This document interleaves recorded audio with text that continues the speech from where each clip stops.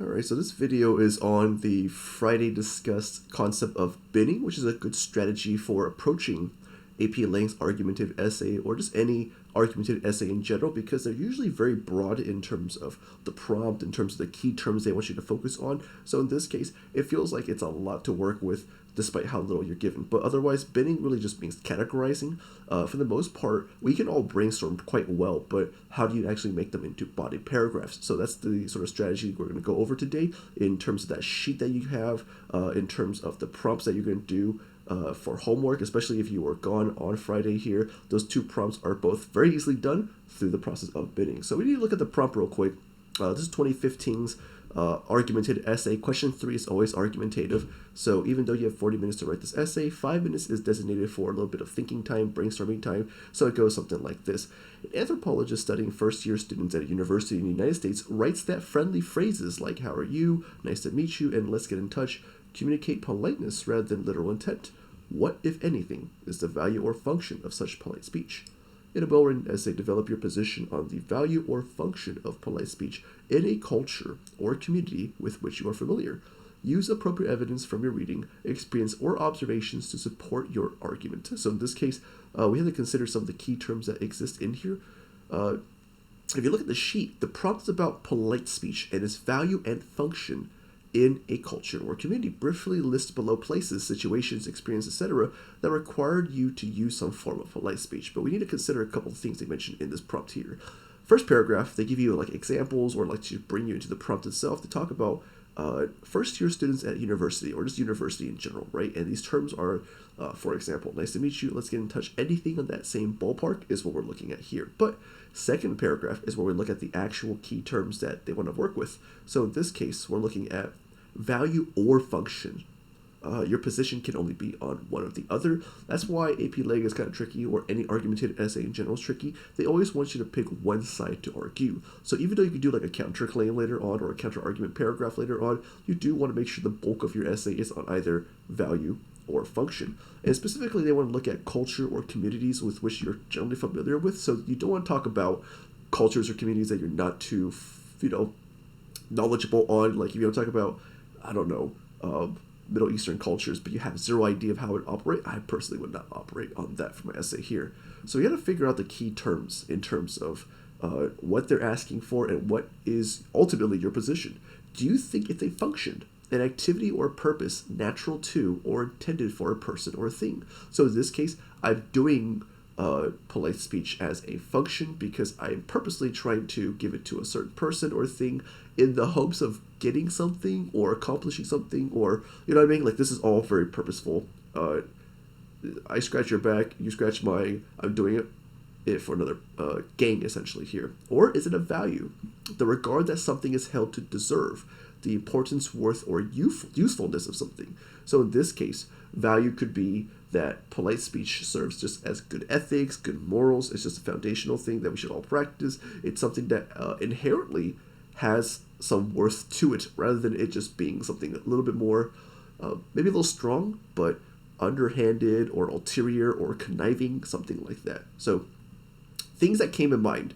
This section here, you want to spend about 2 minutes on. So the part that's blank underneath the prompt itself, or not the prompt, but the little instructions I've given here, the one about like polite speech, its value, and everything like that. What we did on Friday was we brainstormed a few things that we thought, okay, well, let's just strip everything aside.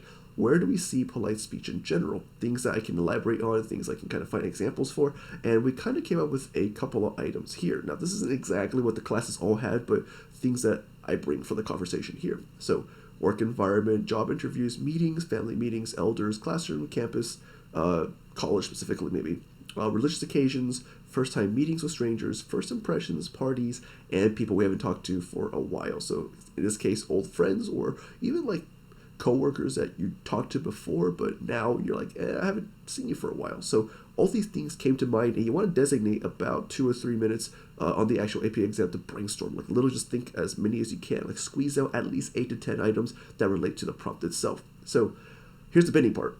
My essay right now, in terms of all these listed items, is super messy, and I had to make sure that I'm finding relevance with each other. So if you look at what I have made red here from text, I need to bin items that are like or alike in terms of concept or theme or whatever. So I put work environment, job interviews, meetings, first time meetings with strangers and people we haven't talked to for a while. So in this case here, I'm thinking just in the atmosphere and the setting of work, right? Of corporations, of service, of whatever. And that's entirely my paragraph here. One paragraph, body paragraph, designated to work and polite speech. Now, if you look at the sheet that I gave on Friday, it's divided into two different sections. The first one, focus 1, and then 2, and then 3.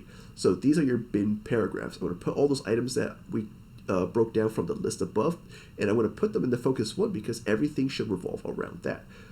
Now I have to answer the prompt in terms of having a decision, having a stance on it.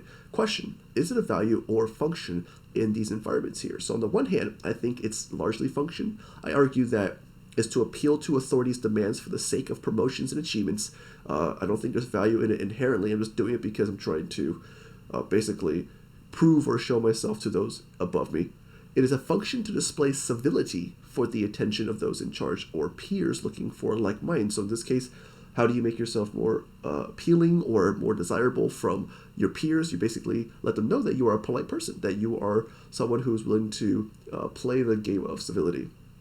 It is also a function of reconnecting with coworkers, peers, whatever, as a means of engaging in conversation. So, it's a way of engaging in conversation after a long, long time. In teacher meetings, for example, we only meet like every 2 months or so. So even though we kind of see each other on campus, we don't really. So in this case, I'm investing in you again by starting off with polite speak because I'm just, trying to engage in conversation. So my paragraph's going to include all these items here, and it's all going to revolve around those focuses above. And everything is not going to go off tangent or into like weird places. It's going to stick entirely on work. Now, here's the best formula for body paragraph if possible, especially when you're doing argumentative essays. So they want you to give your own examples, right? They want to make sure that you have your own logos, pathos to prove your point. So kind of a good formula to consider in terms of how you structure and organize. You want to have an academic example, a worldly example, and then an anecdote in that order. And the reason being is this. If you look at academic example, it's something that's more theoretical, abstract. It shows prior knowledge. It shows that you're pretty well read and you have something more book smart, ready for whatever the topic is. Secondly, a worldly example. You can talk about how you're observing the everyday life. You're observing things that you see as a commonality, something that shows that you're pretty observant of things that are happening around you. And then lastly, an anecdote. Well, with these two examples above that are a little bit more abstract, let me talk about an example that I've gone through, something that seems more real in that case. So the last one, an anecdote, would be a very nice tie-in to everything you have here. And that's really it. That's an entire argumentative essay in terms of how you want to structure. So to review, all you're going to do is consider. You got intro paragraph, let us know your stance, let us know your thesis, and then you jump into your binding paragraphs. And that's it. That's the entire process here, at least for strategy 1, right? We're going to talk about transitions later on, but otherwise, this is your best bet in terms of the essay.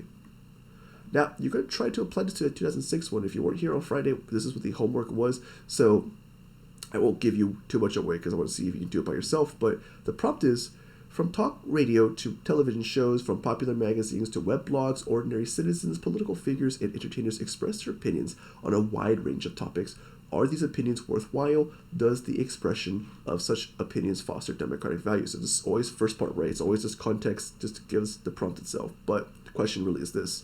Write an essay in which you take a position on the value of such public statements of opinion, supporting your view with appropriate evidence. So I need to figure out if there's value or not. That's my position, right? Of public statements of opinion. So that could be anything from them mentioning here, radio, television shows, popular magazines, from multiple people, citizens, political figures, and entertainers, like our editorials that we wrote for the parenting one, for the school education one. Are those worth it in terms of anything, just whatever you think value or not value there. So that's it. Bidding. See if you can try that for yourself, and then later you keep training yourself, right? If you have the chance to just look at argumentative essay prompts and just kind of start bidding, think about like how you can get this process down, because again, practice makes perfect, as Amy Chua would say.